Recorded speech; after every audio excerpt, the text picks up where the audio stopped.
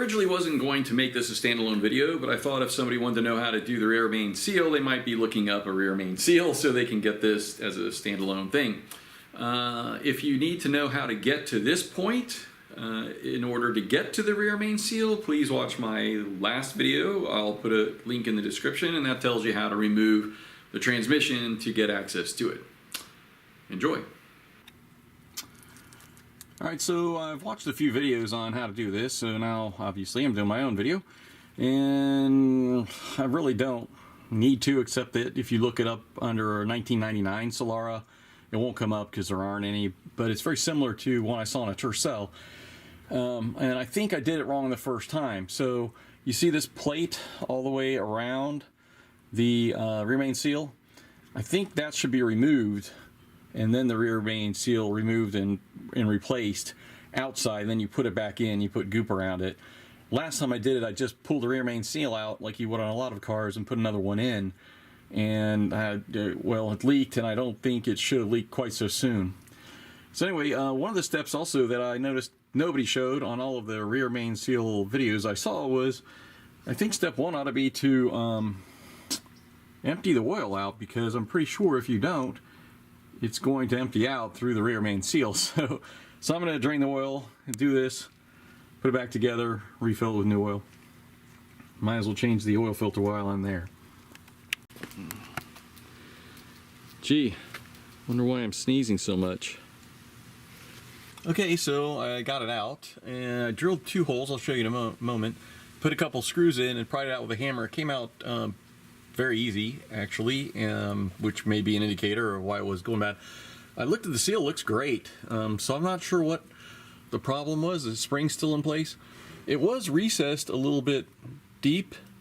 There was a little bit, this was a little bit proud of the gasket instead of just flush with it.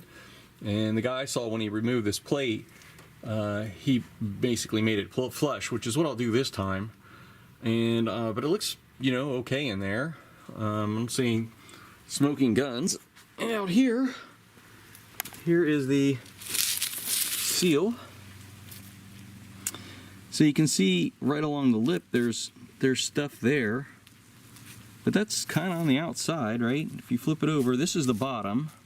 The bottom's at the bottom, and I don't know, it's all very round, nothing's really messed up or gouged, and it's kind of hard to see, I imagine, but the spring is still in place on the inside. It basically grabs and makes the inside rubber grab the crankshaft for a longer period of time before wearing out.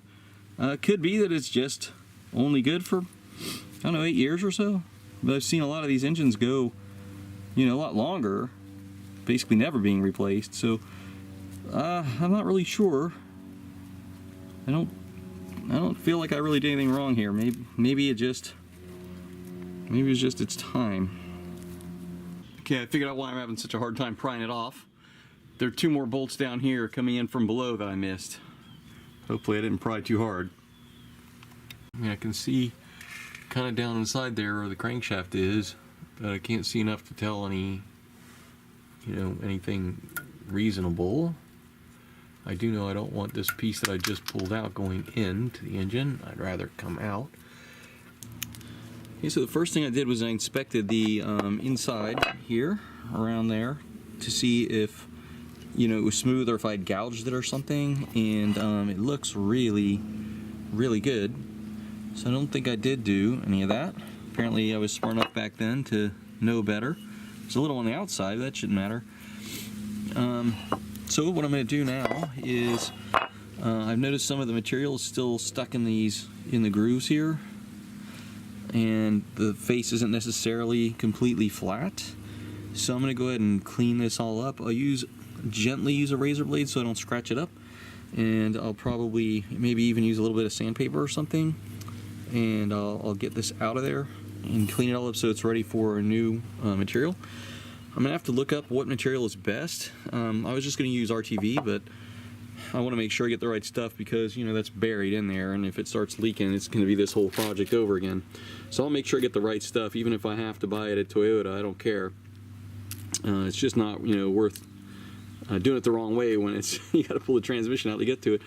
But I'm happy with both the seal and the surfaces, so I'm not sure why it leaked. Maybe just nothing's as good as original, you know, like from the factory, even though I got OEM parts. Now I'll just compare the old ring to the new ring, and I'll show you how the guy on the internet put his in, and I'll probably do mine the same way.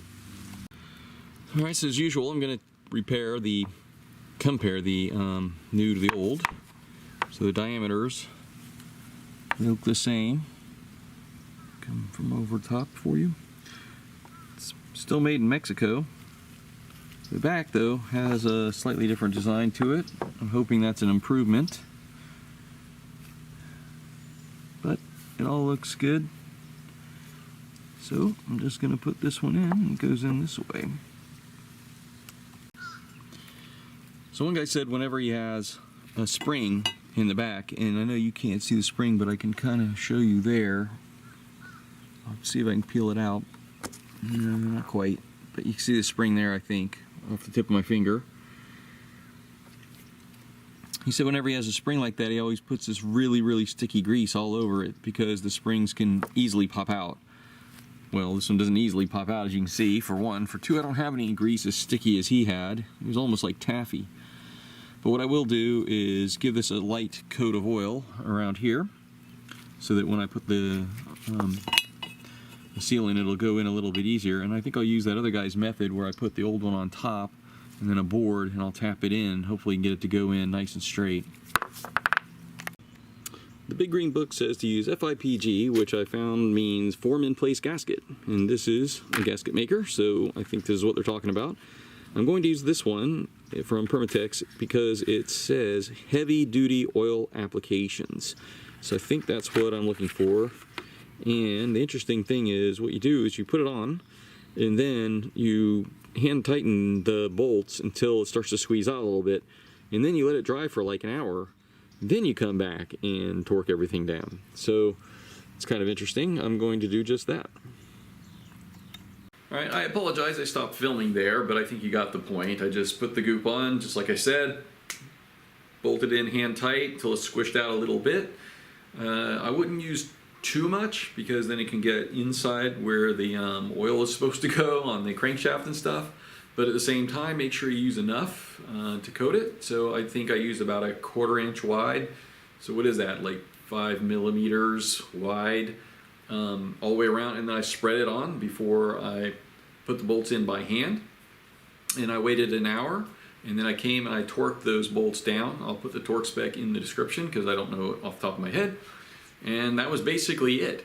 So again, if you'd like to know how to get the transmission out and put the transmission back in and see how dirty it was before I cleaned it all up, you can just reference the video prior to this that I'll also put in the description. So I hope this helps somebody. Thanks for watching.